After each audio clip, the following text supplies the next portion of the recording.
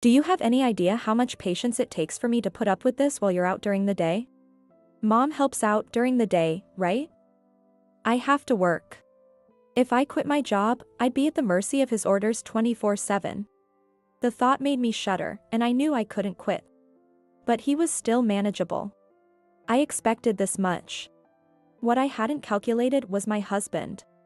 He's helpless, can't you just help him a bit more? But it's for his own good. Dr. Smith said he should do as much as he can by himself. But it doesn't seem like Dad feels that way. Do as much as you can for him. He spoke as if I was making excuses to avoid helping. It looks like I really need to take action now. As I was thinking this, divorce papers arrived from my husband, who was away on a business trip. Okay. Let's file these right away. Are you okay with the kids? Of course. Because My name is Emily. I'm a 42-year-old housewife. I have a son in 7th grade and a daughter in 6th grade. I work part-time for 4 hours a day. I graduated from college, got a job, and met my husband through a colleague when I was 23. He was an elite employee at a major trading company and was 26 at the time. Sophisticated, smart, and fun to talk to, I liked him right away. So when he asked me out, I felt like I was dreaming. I was really happy. After 2 years of dating, we got married. I continued working, but during my first pregnancy, I developed preeclampsia. My dear, both you and our child are important to me. Can you quit your job for now and return to work when the kids are older? I loved my job, so I was conflicted, but I needed to be hospitalized and didn't want to inconvenience my workplace. I accepted his suggestion and quit. I safely gave birth to our son, Adam, and the following year, our daughter, Sarah, was born. I became a mother of 2 and enjoyed a happy life. But an event ended those happy days. 12 years into our marriage, with Adam being 11 and Sarah 10, my father-in-law fell ill. Fortunately, he survived, but he was left needing care. My mom can't handle it alone, so I think we should move in together. What do you think? I honestly struggled with the decision. Their house was about a 30-minute drive away, and we visited occasionally, but I didn't like my father-in-law.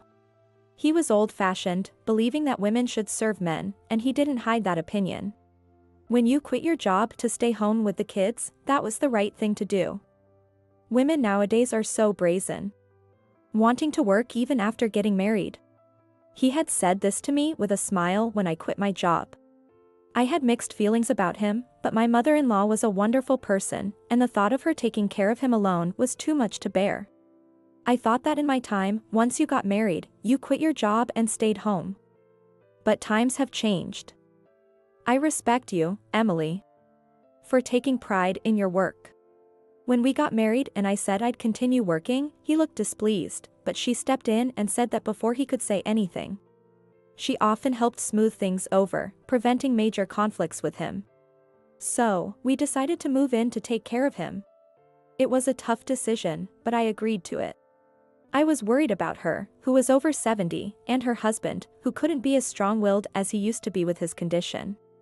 And my husband had always considered my position, so I believed he would handle any issues well. But that belief was naive. When are you quitting your job? My father-in-law asked, annoyed, as soon as he found out I was working part-time. I thought you had potential when you quit your job after having Adam. He seemed to think I'd be at home all day, taking care of him. I worked during the day, except on Sundays. I had no intention of quitting the job I'd been doing all this time. That displeased him.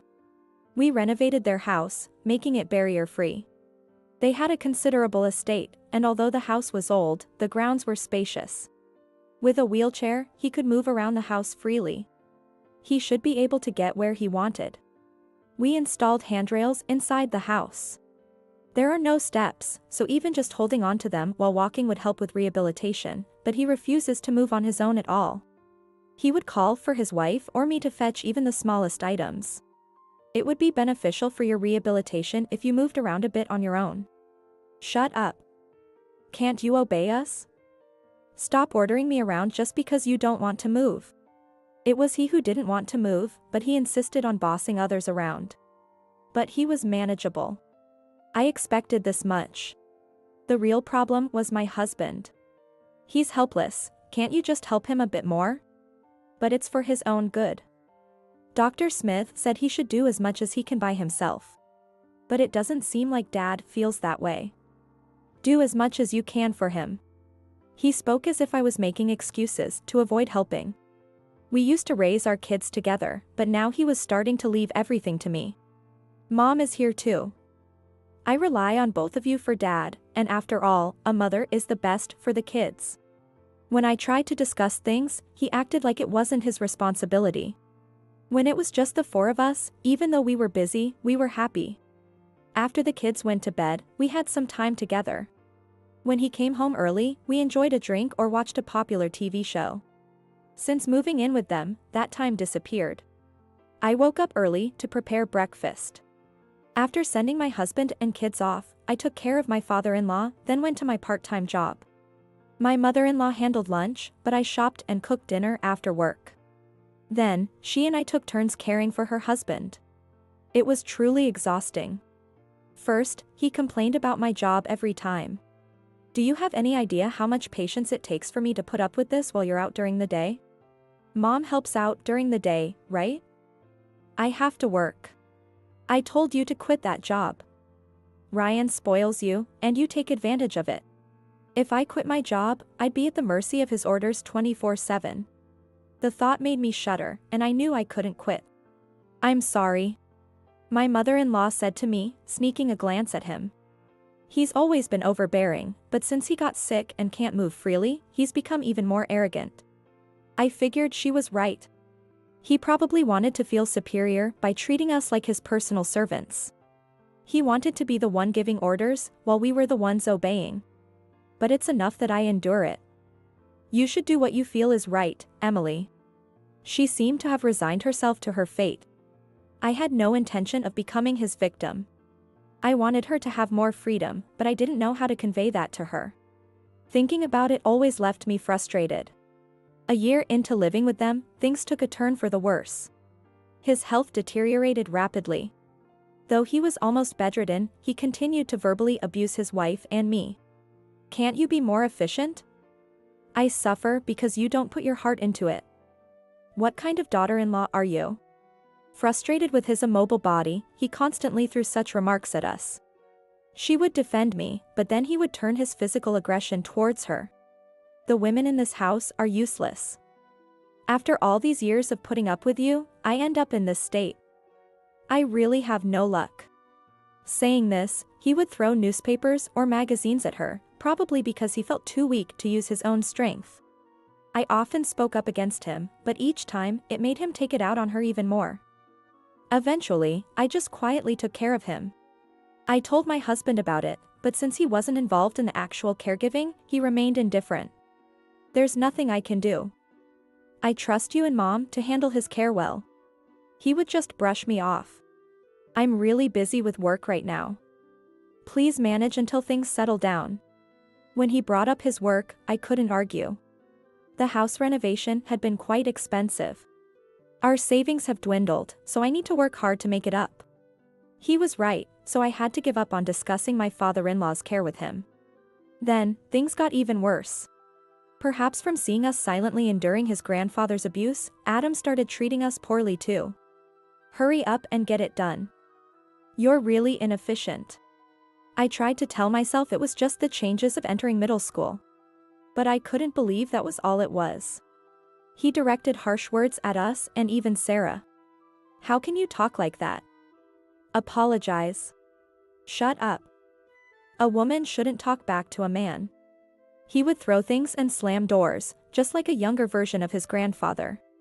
My feelings of affection for him were being replaced by disgust, and now I rarely talk to him unless necessary. I asked my husband to discipline him, but he wouldn't take it seriously. He is in 7th grade, right? It's just a phase. I went through it too. Do you really think that after seeing his terrible behavior? I saw it, but it wasn't that bad. He's not being violent. Adam hadn't been physically violent yet. But the loud noises and throwing things, how is that not violence? So we should just wait until he gets violent? I'm not saying that. Just keep an eye on him. He spoke as if it didn't matter.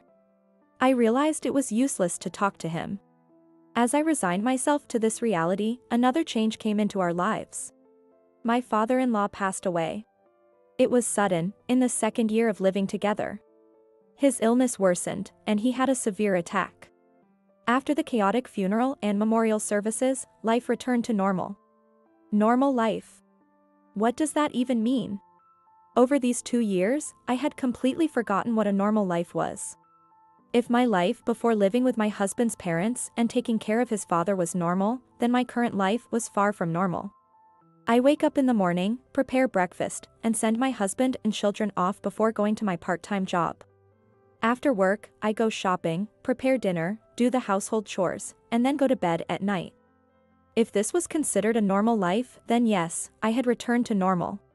But my heart was still restless. My mother-in-law had the same look. "What should we do now?" she asked me, looking troubled.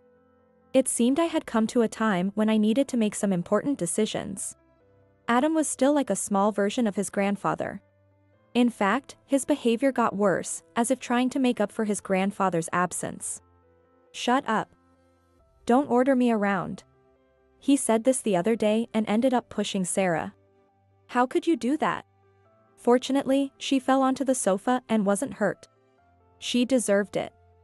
She's just my sister, who does she think she is telling me what to do? Women should just listen to men. She had only told him to throw away his own snack wrappers.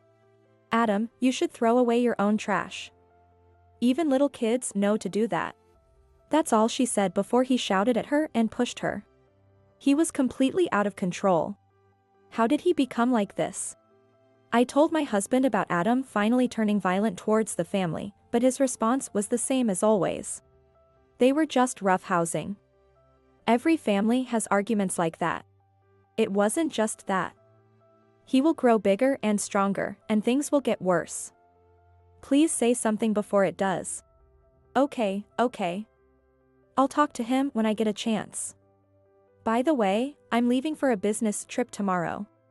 With that, he left for a long business trip the next day. Watching his retreating figure, I muttered to myself. It looks like I really need to take action now. As I was contemplating what to do, divorce papers arrived from my husband, who was on the trip. A plain brown envelope. I opened it, wondering what it was, and found the papers inside. My hands trembled as I held the green document. He must think I'm devastated. But that wasn't it. I laughed at his blatant move, which made my hands tremble. So, now that his father's care was no longer needed, I was disposable. He's so transparent. How much more can he belittle me? I decided to sign the papers immediately. Okay. Let's file these right away. Are you sure? What about the kids? My mother-in-law asked worriedly as I hummed and filled out the papers. I'm fine. He doesn't know anything, anyway. All right, it's done. I wanted to submit it right away, but that would be hasty. I should handle things properly and submit it on my own terms. Still, having the papers in hand was a big step. I'll wait for him to come back and have a proper discussion. That's probably best. It's sad, but he brought this on himself. She looked pitying, but it wasn't directed at me, it was for her foolish son. A few days later, he returned from his trip. So, you signed it, right? That was the first thing he said. Before that, I have a question. Why do you want a divorce? I asked calmly, and he looked a bit surprised. He probably expected me to cry or beg. But I wasn't going to do that. I just wanted to hear his reason. What exactly makes you want a divorce? I rephrased my question. This might make it easier for him to answer. He is still staring at my face. He looks somewhat anxious. Why do you think? Using underhanded tactics. Since it's difficult for him to speak up himself, he intends to let me answer and somehow take control of the conversation. I don't know, that's why I'm asking. Please answer the question. His face clearly showed his anxiety. You don't care about me anymore. Not care? When did I ever do that? You made all the decisions about the kids and everything else without consulting me. I was stunned. He had always brushed off everything as someone else's problem. You seem to have forgotten, so let me remind you, you never listened to me whenever I tried to discuss anything. Maybe because I spoke to him like he was a child, he looked furious. Is that how you talk to your husband? Know your place. He shouted, thinking I would be intimidated. Raising your voice doesn't affect me. I'm used to it from your father and son. I said with a mocking laugh. He turned red with anger and glared at me. Again, I tried to discuss many things with you, but you were always indifferent. That's a lie. I never ignored you. Then, would you listen to this? I took out a voice recorder and played it. It captured our conversations where he responded disinterestedly to my attempts to discuss things. Why the hell did you record this? Because I thought you might say something like this someday. So I recorded it just in case. That's disgusting. That's why I want a divorce. I'm sick of you. His face turned beet red, and he stood up, grabbed the recorder, and threw it. Now there's no evidence. He grinned triumphantly. Destruction of property is also considered violent behavior. What? Destroying it is pointless. The data is backed up. And your actions just now were recorded too. He looked startled and glanced around the room. It shows how little you cared about the household. We installed surveillance cameras all over to make sure your father didn't wander off and get hurt. My father-in-law used to move around as he pleased while calling on us to help him. Destroying the voice recorder without any discussion. Everything will be recorded properly. That's sneaky. If the cameras were for my dad, they're no longer necessary now that he's gone. That's not for you to decide. I just hadn't gotten around to removing them yet. Good thing I didn't. He trembled at my words. So, can you tell me why you want a divorce? I won't agree to it until I understand the reason. Because you disregarded me as your husband. Is that your final reason? Remember, I have various records, so think carefully before you speak. He hesitated, realizing he didn't know what was recorded and couldn't risk saying anything careless. Why do you want a divorce? I didn't let up. His face turned from red to pale. What reason would he come up with now? Because you've lost your appeal. He finally said. Since we moved here, you've become too homely and I can't see you as a woman anymore. Isn't that because I was taking care of your father? That's just an excuse. If you wanted to, you could have made an effort to remain attractive. Your laziness disgusts me. I couldn't help but laugh out loud. What's so funny?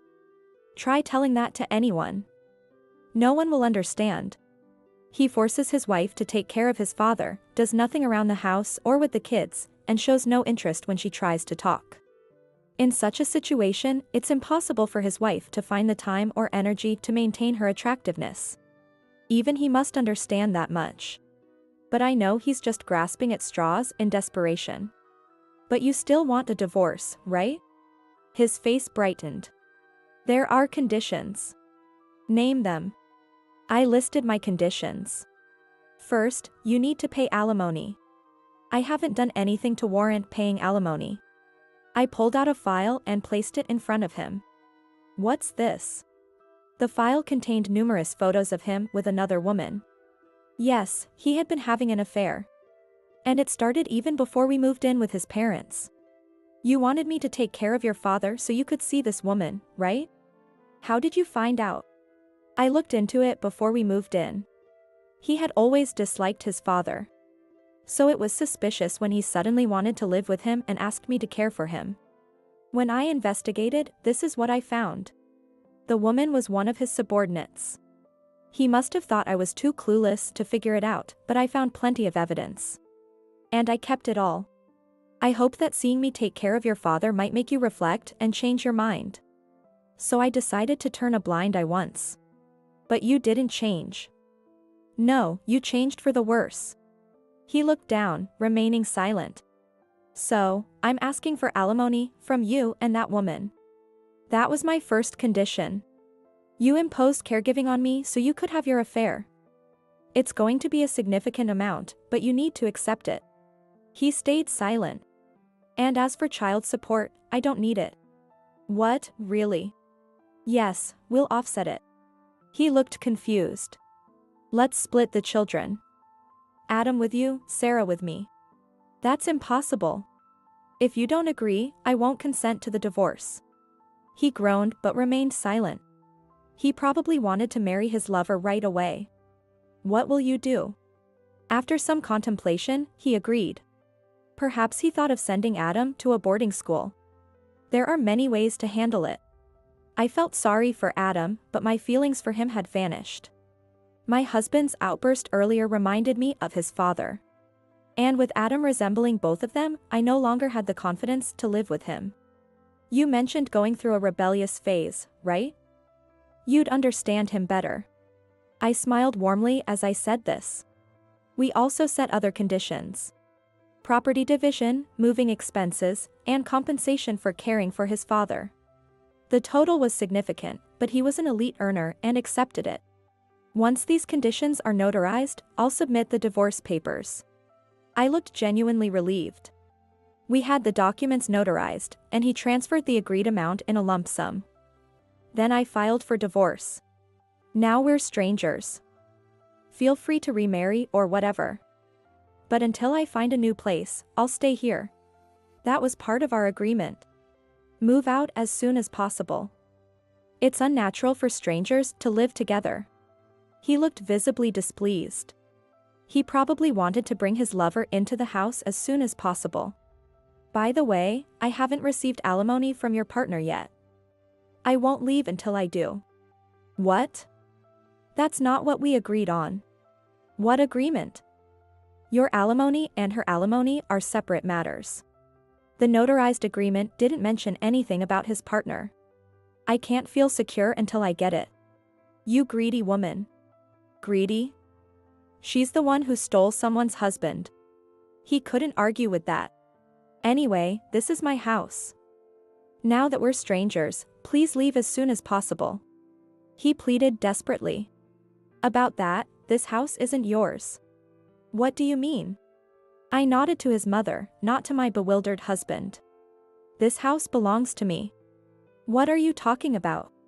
This house is in my name, so it's not yours. He looked bewildered, unable to comprehend what she was saying. This house originally belonged to her, not your father, so it's not yours. He looks unconvinced by my explanation. Well, that's understandable. I explained the situation to him, now my ex-husband. Your father was actually a son-in-law who married into the Johnson family. All the Johnson assets belong to your mother. What? Your father was embarrassed about being a son-in-law and didn't want you to know. He slumped in defeat. But if it's her property, I'm her heir, so I'll inherit it eventually, right? About that, I've been legally adopted by her. What? When her husband fell ill and we discussed living together, I had a long conversation with her. During that talk, I learned she knew about her son's affair. I was an only child, so my parents brought your father in as a son-in-law to carry on the Johnson name. That's why he acted so arrogant and bossy. Although it's hard to believe now, they had a passionate marriage. Because of the social differences and her being an only child, he agreed to take the Johnson name. His behavior was a mix of affection towards her and his insecurity about being taken in as a son-in-law.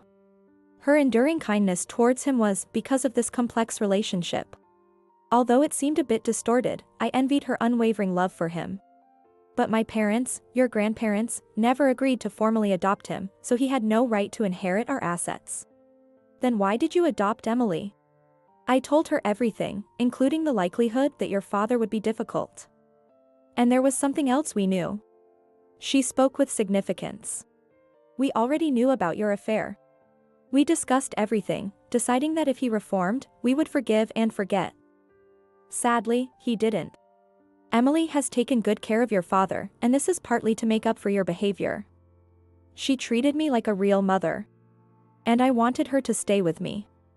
Is that too much to ask? Her kind words led me to agree to the adoption. So, you're the one who has to leave. You have no right to live here. Yes, I decided I want to live with her. I don't want to see the woman you're going to remarry. The will states that all my assets go to Emily. Mom, no. He couldn't believe her words. Though he had a legal claim, he would receive only a small portion. Yes, leave and take Adam with you.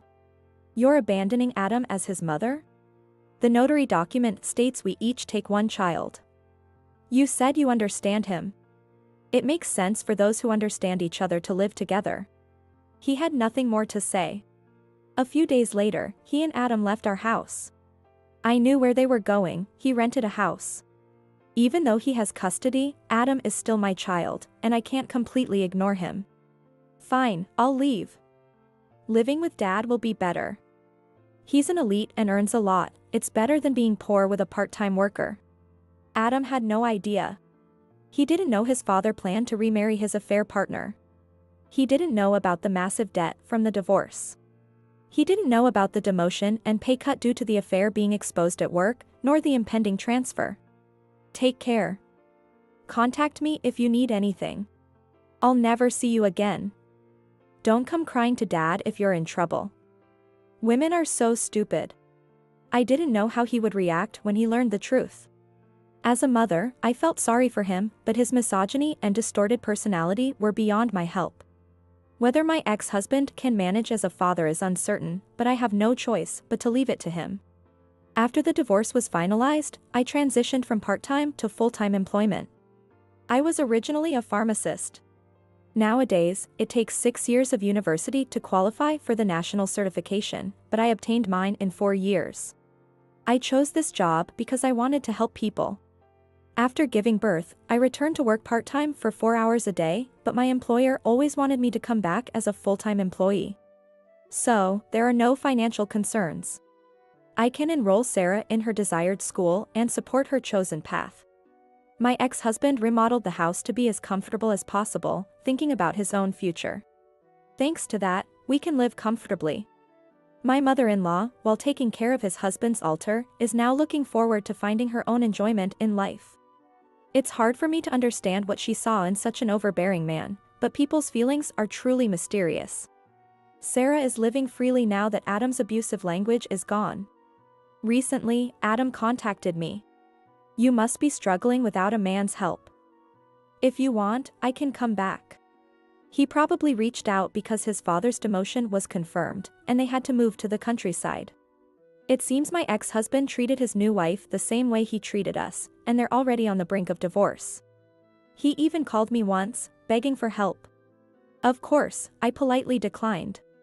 I appreciate the offer, but we're fine for now. Adam, focus on your own life.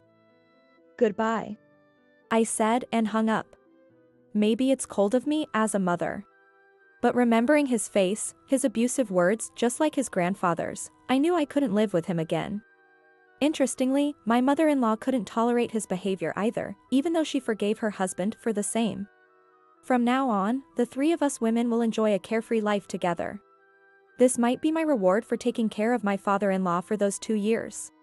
In hindsight, it was just a few years out of my life. I hope to forget the storm in the past and live a peaceful life, like calm waters.